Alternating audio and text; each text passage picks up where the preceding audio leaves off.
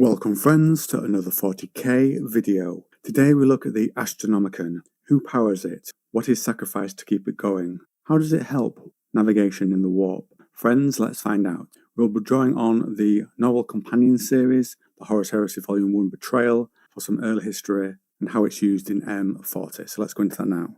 Before expanding the Great Crusade to the stars beyond Sol, the Emperor ordered the construction of the Astronomican on Terra. Huge numbers of tech priests were brought from Mars to oversee the project, and the majority of the Terran population were drafted to construct the towering machine building or support this labour.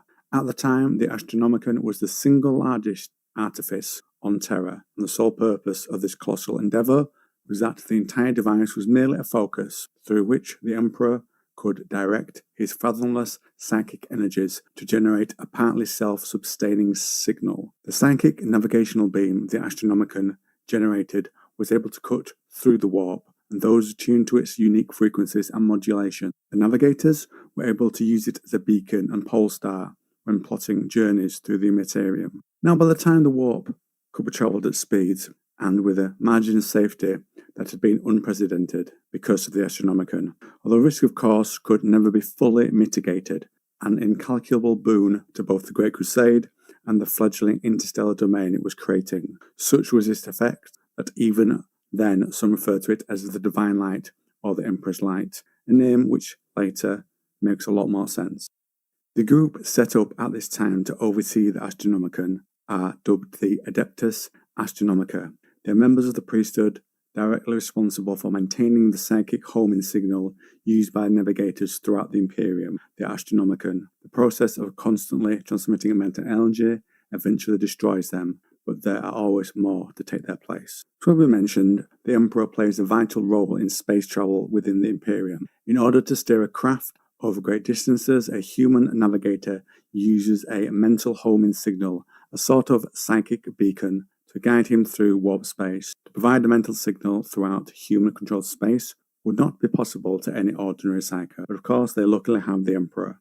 His powers go beyond those of mortals. Even so, the strain of transmitting a continuous signal would prove far too strenuous, and he merely concentrates his power on directing a signal created by others. These are the Imperial servants known as the Adeptus Astronomica. This energy is projected by the mind of the Emperor in the form of psychic beacon known as the Astronomica. The sheer quantity of mental energy is vast, and only the mind of the Emperor is sufficient to handle so much raw power. The fate of the Adeptus Astronomica is a sad one, for their efforts soon reduce them to empty husks of bone and dry flesh. Many die every day.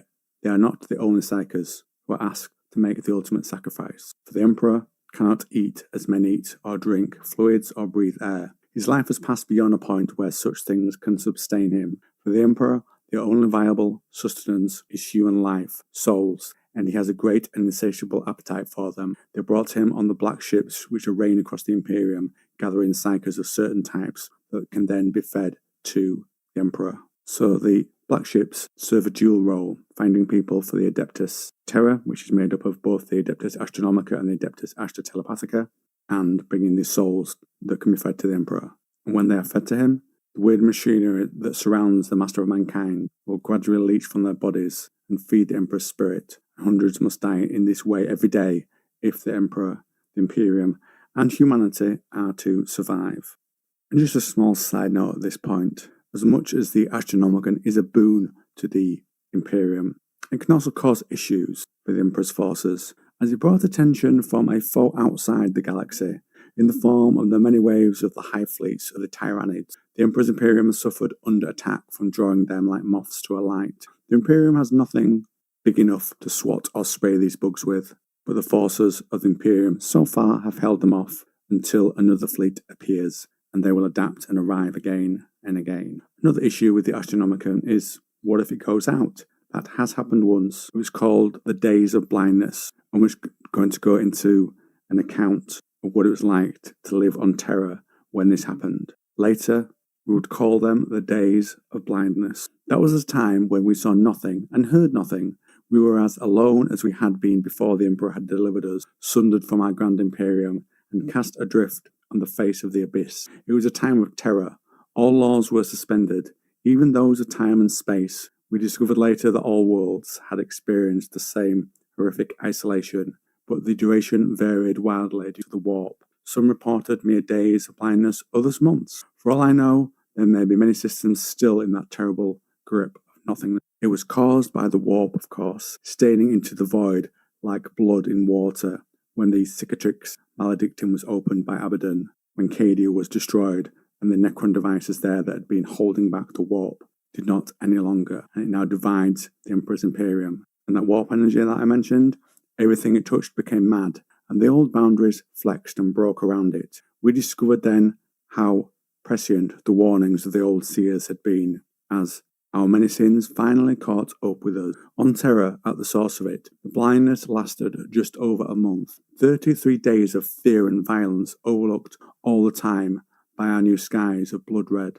The rioting became uncontrollable, spreading like wildfire, and fueled by false guides. The entire planet was placed under martial law, and every available member of the Astra Militarum was pressed into immediate action. Regiments, still being raised for deployment to Cadia and Armageddon, were recalled from their orbital musters and sent into the whirlwind of the hive zones, forced to open fire not on Xenos or heretics, but on their own kind, storming supply bunkers or ransacking cathedrals for gold. 33 days seems such a short time, set against the span of years before and after, but in truth it felt like an eternity.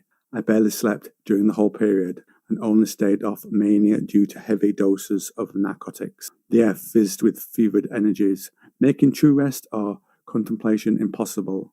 Every glance seemed to disclose fresh terrors in the dark. I would wake from snatched half hours of slumber, crying out, clutching at my sweat-dank sheets. On one occasion I looked in the mirror while shaving to see a leering demon face staring back at me, and I had to shatter the glass to get rid of it. Another night I nearly choked on my own nightmares of being skinned alive by laughing butchers in winged helms, and it was only after those days that that moment passed. So you can see what the people of Terra went through at this time. One of my chief motivations in doing this video was clarifying things in the law for myself and for you as well, because a lot of these things I read a long time ago. So things like the black ships bringing psychers, are any of them fed to the Astronomica, or are they all fed to the Emperor, and then the Emperor powers it?